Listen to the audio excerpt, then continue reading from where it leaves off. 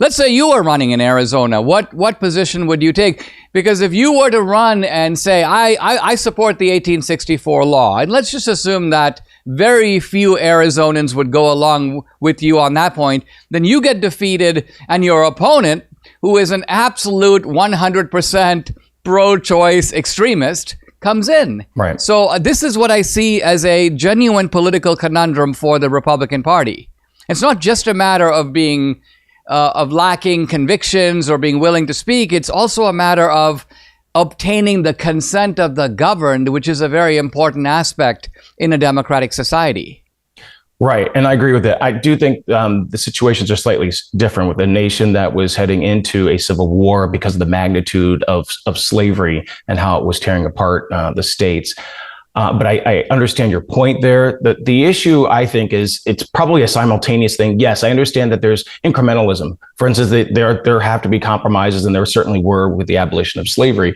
However, in that incrementalism, the problem is the GOP especially fails to inform the electorate. It fails to inform the public as to what's truly going on. For instance, why not talk about the fact that the Republican Party, the pro-life side, stands in solidarity with 3,000 plus pregnancy centers, with 450 maternity homes. Talk about what that translates into as far as support for women.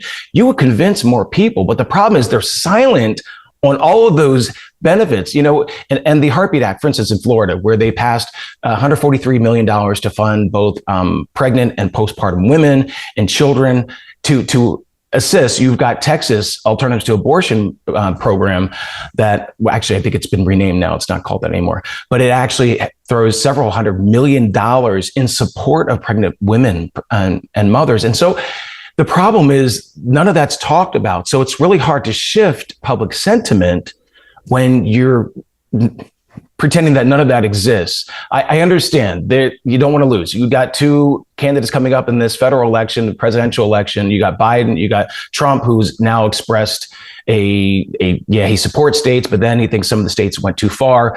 But a vote not for Trump or a vote, I don't advocate, especially as an evangelical Christian, I don't advocate people not voting. Your vote empowers the other side, pure and simple. And I don't want that to happen either. I want people to vote for the person who is certainly not perfect. No one ever is. But in this case, I understand the political reality, but I really want to emphasize and stress that these politicians can do far more than what they're currently doing, because the other side is running full force into their abortion extremism.